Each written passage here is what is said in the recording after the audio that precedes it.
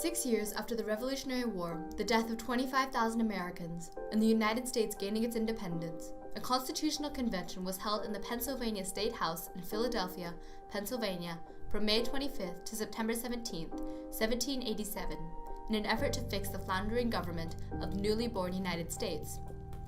The purpose of the convention was to amend the Articles of Confederation. However, it resulted in a completely new government system, in which the Connecticut Compromise was key. The Connecticut Compromise was born from the conflict of the Constitutional Convention in 1787 between the Virginia Plan, designed by James Madison, and the New Jersey Plan, presented by William Paterson. The Connecticut Compromise was an agreement that laid the foundation of the American government system. This deal would eventually lead to the United States' status as a global superpower and would serve as the basis for future democratic governments around the world. Prior to the Constitutional Convention, Daniel Shays and other local leaders led several hundred men to begin an uprising against the Supreme Court in Springfield, Massachusetts, in opposition to high taxes and stringent economic conditions. Shays' rebellion was the final straw for many American citizens, making it a persuasive argument to hold a constitutional convention and later the Connecticut Compromise. Of the 13 existing states, 12 states, excluding Rhode Island, collectively sent 55 delegates, of which 39 signed the new Constitution. Some notable delegates included George Washington, the leader of the convention, James Madison from Virginia, Roger Sherman and Oliver Ellsworth of Connecticut, and Alexander Hamilton, a young representative from New York. One of the main issues addressed was how the legislative branch would work. The two main factions were the New Jersey Plan, which called for equal representation between states, and the Virginia Plan, which proposed representation based on population.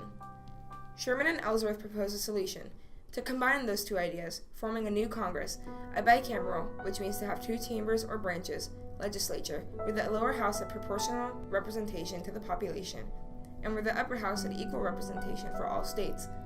This agreement was named the Connecticut Compromise and was approved on July 16, 1787.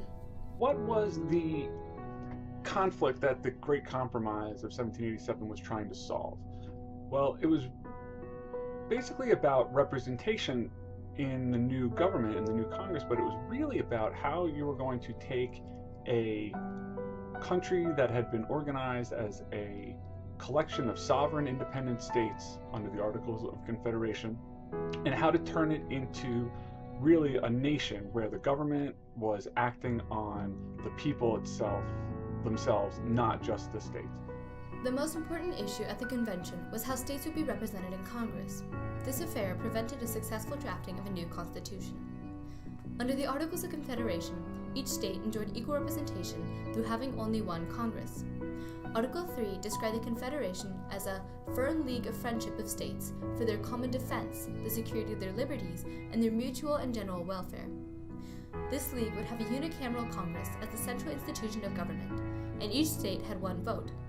Delegates were elected by state legislatures. Under the Articles, each state retains its sovereignty, freedom, and independence. When the delegates arrived in Philadelphia, James Madison of Virginia awaited them, Virginia Plan in hand. However, due to his lack of political influence, his fellow delegate, Edmund Randolph, the then governor from Virginia, formally introduced the plan at the convention. The Virginia Plan called for a stronger national government that had more authority over the states and proposed a bicameral legislature. Bicameral meaning to have two chambers instead of one. One chamber would be directly elected based on population, and the other chamber would be chosen by the first chamber. However, membership would still be based on proportional representation, with larger states enjoying greater representation and thus greater political influence. The Virginia Plan won the initial round of debate, but the vote did not settle the question. William Paterson of New Jersey countered with the New Jersey Plan, which called for a unicameral legislature based on equal representation of states, which meant that it would be similar to the Congress under the Articles of Confederation. Unicameral means Congress would have one legislative chamber instead of two. More importantly, this plan served as a direct contradiction to the move represented by the Virginia Plan. Paterson argued that the New Jersey Plan closely fit the general authority of the convention because the plan strengthened the powers of the national government, but under the Articles, whereas the Virginia Plan was a direct contradiction to the Articles. Proponents of the Virginia Plan responded that the basic question at hand was whether there was a single union at stake or a league of friendship among several independent republics. This exchange highlighted the fundamental disagreement at the Constitutional Convention and the true nature and function of the Union. The New Jersey plan argued that independence had created free and equal states, while the Virginia plan argued that the states had never been separately independent. Other delegates had different proposals, such as a style of government that resembled a monarchy, this idea being proposed by Alexander Hamilton. He critiqued the Articles of Confederation in Federalist 15, stating that he disagreed with the existing government for being a league or alliance between independent nations instead of a genuine, centralized national government. However, in the end, it came down to the Virginia and the New Jersey plans. By late June, the two sides of the debate appeared to be buckling down on their positions. Roger Sherman had twice proposed that different principles of representation be used in each chamber of the legislature, and with the two sides in gridlock, his fellow Connecticut delegate, William Samuel Johnson, explained the basic positions as those on one side considering the states as districts of people composing one political society, and those on the other considering them as so many political societies. The convention then decided representation in the first chamber of the proposed Congress would not be based on equality of states, after which Oliver Ellsworth proposed equal representation in the second chamber as a compromise between the two sides. Therefore, the delegates attending the convention created a committee to address the conflict regarding representation in Congress, which spurred the creation of a compromise. This led to the creation of the Connecticut Compromise, named for the delegates representing Connecticut.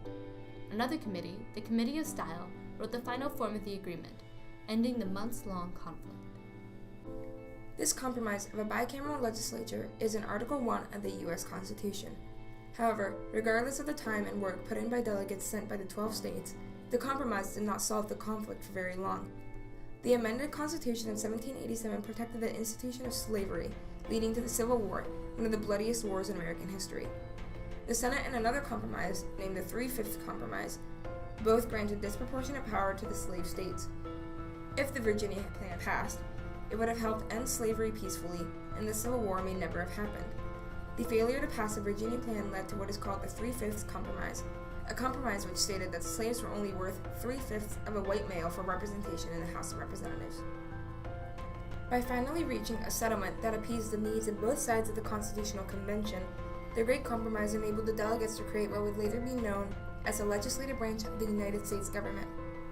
Although Congress would be further divided into two major political parties, today known as the Republicans and the Democrats, the Great Compromise created the foundation for the Senate and the House of Representatives, which is still used in the American government system today, both at state and federal levels. I think that the system that we end up with is probably the right system. I'll say that sometimes it feels frustrating to me that in the Senate, for example, there's so much power that rests with small states when the majority of the population resides in big states. And so it may be that we still are perfecting our form of democracy so that everybody really has a voice and a vote. But I think that they did a pretty darn good job of coming up with a compromise that would provide those checks and balances. The 55 delegates sent by their respective states in 1787 unknowingly left a legacy. However, it is important to remember that while the founders managed to agree upon a compromise in 1787, they continued to disagree about the meaning of the Revolution and the Constitution. The founders were human beings, like us. They were not flawless. The new U.S. government under the new Constitution would have a bicameral legislature, where representation in the first chamber, the House of Representatives, would be based on population, and representation in the second chamber, the Senate, would be based on equality of states. Compromise saved the convention, and the result was not perfection for either camp, but the common goal of forming a more perfect union paved the way for an acceptable resolution. The new Constitution also provided more stability for the fledgling nation that led to their future as a global superpower. This system of government led to more representation for all and persevered through foreign invasion and civil war for over 230 years. However, our government still faces issues and controversy every day. One issue revolves around the Electoral College. The outcome of the 2016 election reveals the tension between the popular vote and the Electoral College vote. In the Senate, 2 California senators represent more people than 44 other senators combined.